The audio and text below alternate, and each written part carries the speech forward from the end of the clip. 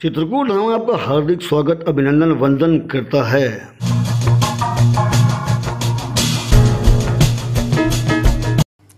आज प्रमुदित मन से चित्रकूट उल्लसित है। हर कण यहाँ का राम राम का उद्घोष कर रहा है।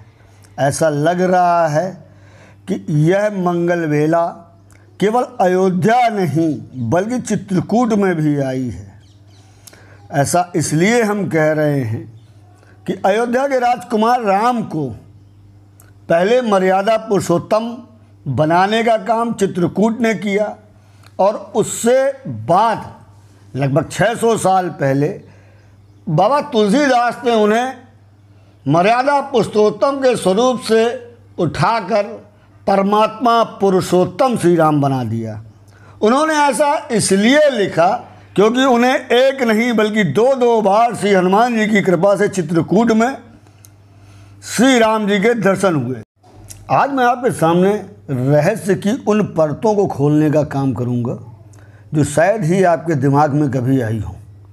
आपने जिस राम दरबार के दर्शन किए हैं उस राम दरबार में प्रमुखतः सीधी खड़ी हुई राम लक्ष्मण और माँ जानकी की मूर्तियाँ आती हैं और नीचे हनुमान जी उनकी उपासना करने की स्थिति में बैठे होते हैं। मैं आपको बताऊंगा सार्वभौम उपासना के क्या तत्व हैं, चित्रकूट के राम की आप उपासना कैसे करते हैं। रामोपासना में प्रधानतया त्रिमूर्ति राम लक्ष्मण सीता विग्रह ही महाप्रसादों देव मंदिरों में प्रतिष्ठापित है।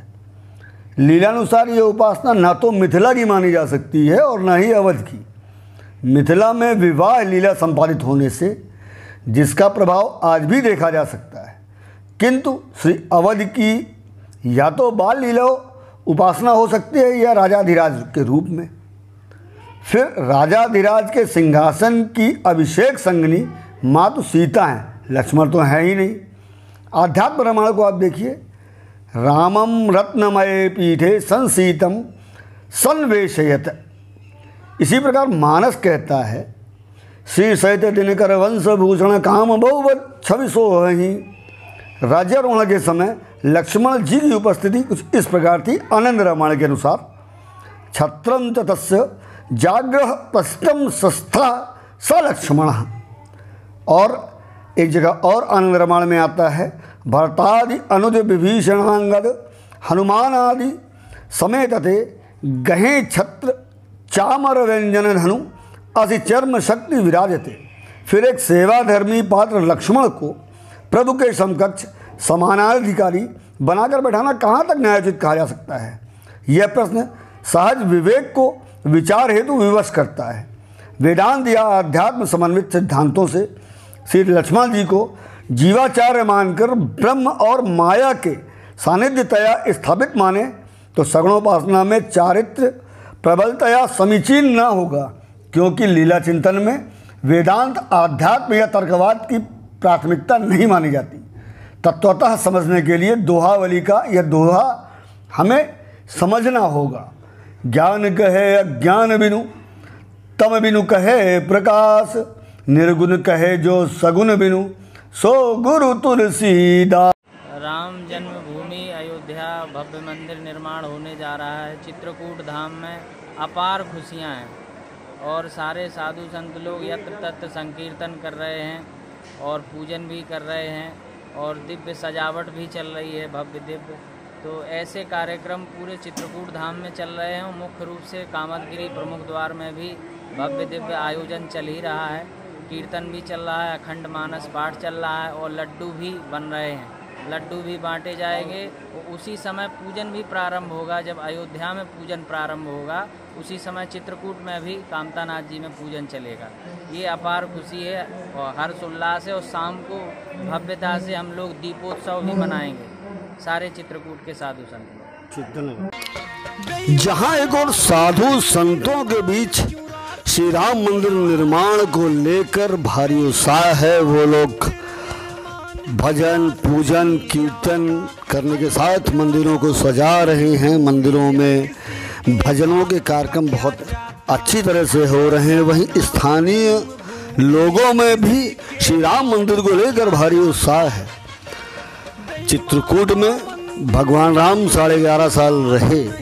यहाँ के लोग श्री कामदगिरी पर्वत को भगवान श्री राम का ही स्वरूप मानते हैं।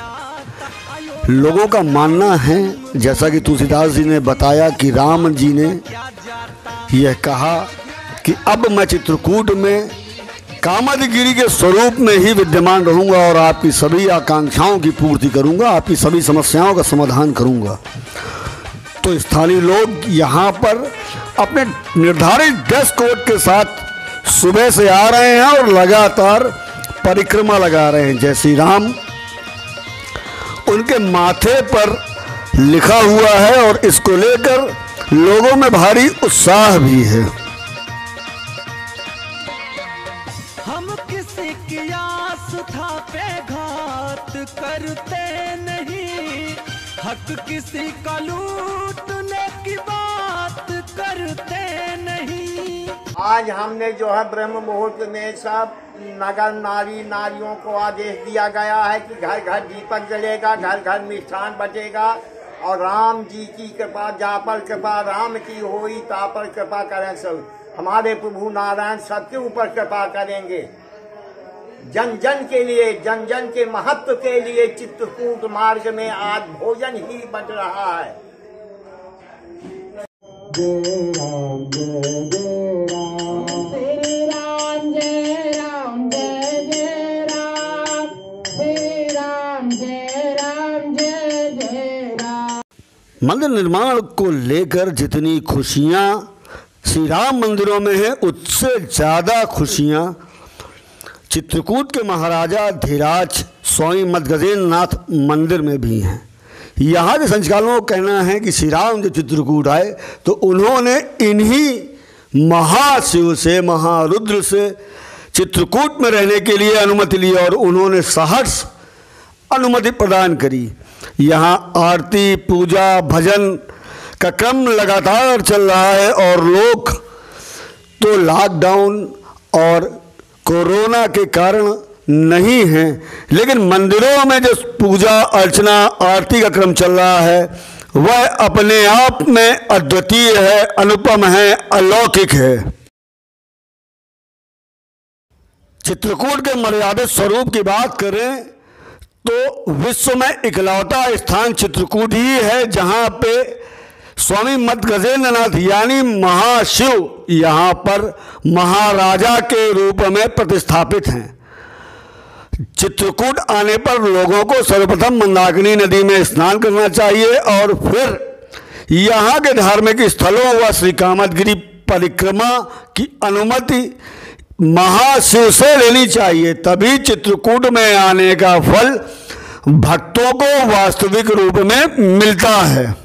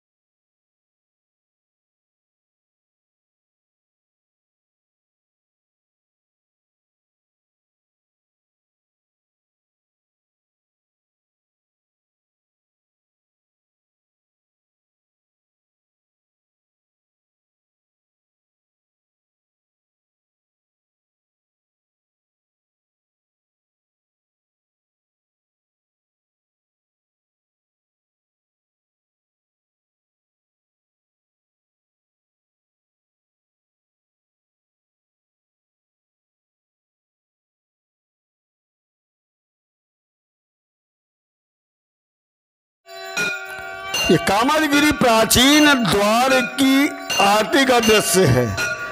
यह श्री राम जी के स्वरूप ही माने जाते हैं और यहाँ पर आकर लोग अपनी सभी पीड़ाओं को, अपनी सभी आकांक्षाओं की पूर्ति कर यहाँ कामदगिरी की परिक्रमा लोग बात लगाते हैं।